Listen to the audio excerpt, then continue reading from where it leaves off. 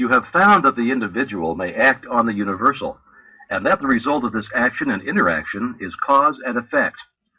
Thought, therefore, is the cause, and the experiences with which you meet in life are the effect. Eliminate, therefore, any possible tendency to complain of conditions as they have been or as they are, because it rests with you to change them and make them what you would like them to be.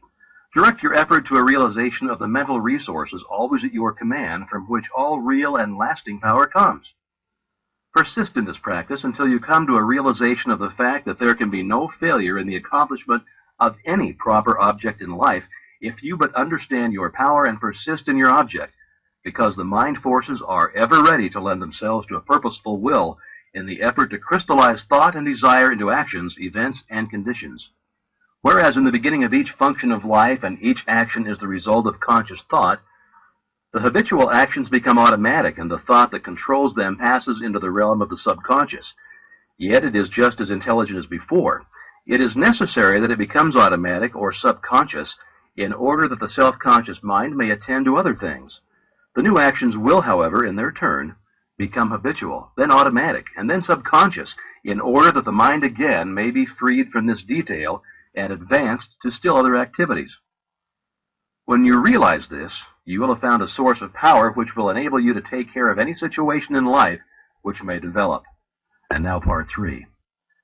The necessary interaction of the conscious and subconscious mind requires a similar interaction between the corresponding systems of nerves. Judge Troward indicates the very beautiful method in which this interaction is effected. He says, and I quote, "The cerebrospinal system is the organ of the conscious mind, and the sympathetic is the organ of the subconscious. The cerebrospinal is the channel through which we receive conscious perception from the physical senses and exercise control over the movements of the body. This system of nerves has its center in the brain." End quote. The sympathetic system has its center in a ganglionic mass at the back of the stomach known as the solar plexus, and is the channel of that mental action which unconsciously supports the vital functions of the body. The connection between the two systems is made by the vagus nerve, which passes out of the cerebral region as a portion of the voluntary system to the thorax, sending out branches to the heart and lungs, and finally passing through the diaphragm.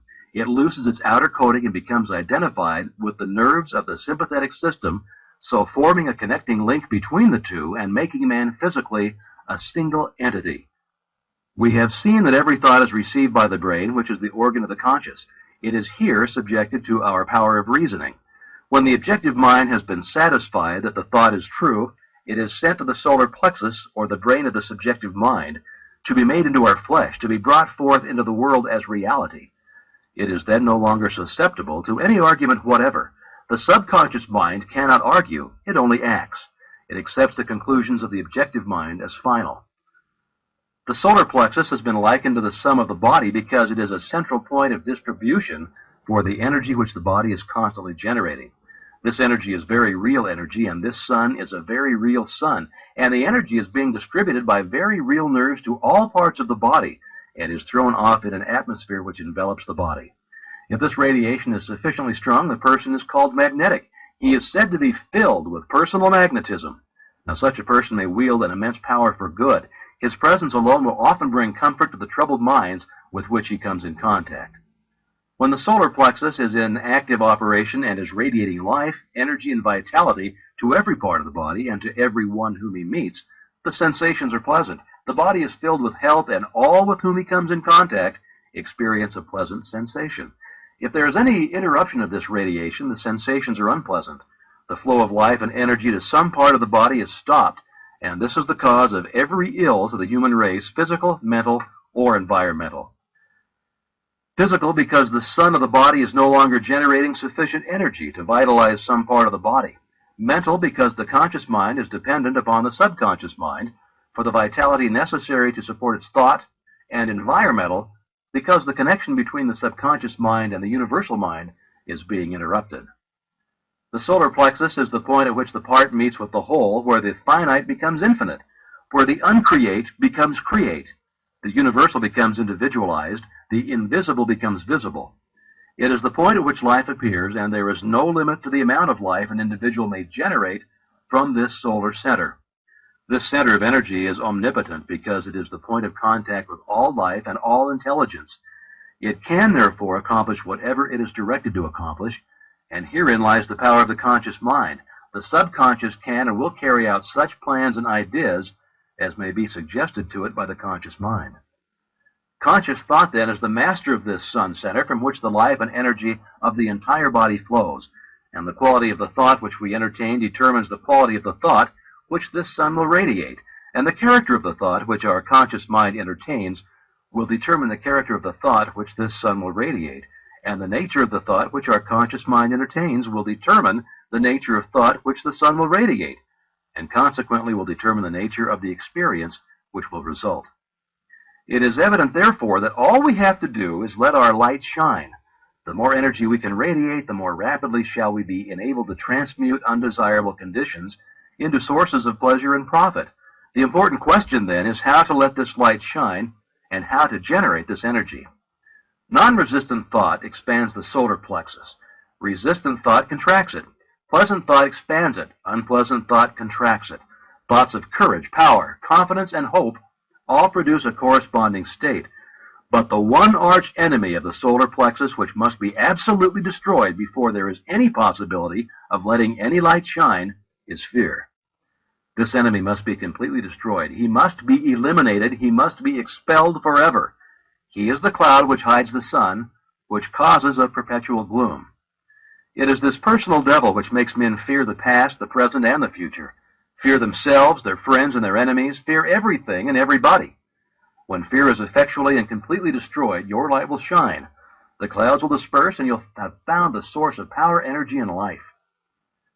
When you find that you're really one with the infinite power, and when you can consciously realize that this power, by a practical demonstration of your ability to overcome any adverse condition by the power of your thought, then you will have nothing to fear. Fear will have been destroyed, and you will have come into possession of your birthright. It is our attitude of mind toward life which determines the experiences with which we are to meet. If we expect nothing, we shall have nothing. If we demand much, we shall receive the greater portion. The world is harsh only as we fail to assert ourselves. The criticism of the world is bitter only to those who cannot compel room for their ideas. It is fear of this criticism that causes many ideas to fail to see the light of day. But the man who knows that he has a solar plexus will not fear criticism or anything else. He will be too busy radiating courage, confidence, and power. He will anticipate success by his mental attitude. He will pound barriers to pieces. He will leap over the chasm of doubt and hesitation which fear places in his path. A knowledge of our ability to consciously radiate health, strength, and harmony will bring us into a realization that there is nothing to fear because we're in touch with infinite strength. Now, this knowledge can be gained only by making practical application of this information. We learn by doing. Through practice, the athlete becomes powerful. As the following statement is of considerable importance, I will put it in several ways so that you cannot fail to get the full significance of it. If you are religiously inclined, I would say that you can let your light shine. If your mind has a bias toward physical science, I would say that you can wake the solar plexus. Or if you prefer the strictly scientific interpretation, I will say that you can impress your subconscious mind. I've already told you what the result of this impression will be. It is the method in which you are now interested. You've already learned that the subconscious is intelligent and that it is creative and responsive to the will of the conscious mind. What then is the most natural way of making the desired impression? Mentally concentrate on the object of your desire. When you are concentrating, you are impressing the subconscious. This is not the only way, but it is a simple and effective way, and the most direct way, and consequently the way in which the best results are secured. It is the method which is producing such extraordinary results that many think that miracles are being accomplished. It is the method by which every great inventor, every great financier, every great statesman has been enabled to convert the subtle and invisible force of desire, faith, and confidence into actual, tangible, concrete facts in the objective world.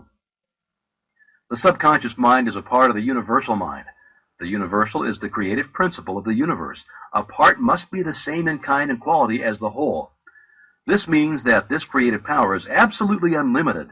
It is not bound by precedent of any kind, and consequently has no prior existing pattern by which to apply its constructive principle. We have found that the subconscious mind is responsive to our conscious will. which means that the unlimited creative power of the universal mind is within control of the conscious mind of the individual.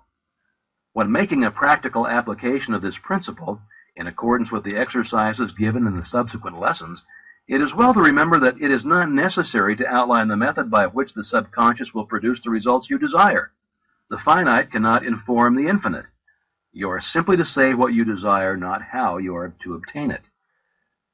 You are the channel by which the undifferentiated is being differentiated, and this differentiation is being accomplished by appropriation. It only requires recognition to set causes in motion, which will bring about results in accordance with your desire, and this is accomplished because the universal can act only through the individual, and the individual can act only through the universal. They are one. For your exercise this week, I will ask you to go to one step further. I want you to not only be perfectly still and inhibit all thought as far as possible, but relax. Let go. Let the muscles take their normal condition. This will remove all pressure from the nerves and eliminate that tension which so frequently produces physical exhaustion. Physical relaxation is a voluntary exercise of the will, and the exercise will be found to be of great value as it enables the blood to circulate freely to and from the brain and the body. Tension leads to mental unrest and abnormal mental activity of the mind. It produces worry, care, fear, and anxiety. Relaxation is therefore an absolute necessity in order to allow the mental faculties to exercise the greatest freedom. Make this exercise as thorough and complete as possible. Mentally determine that you will relax every muscle and nerve until you feel quiet and restful and at peace with yourself and the world. The solar plexus will then be ready to function, and you're going to be very surprised at the result.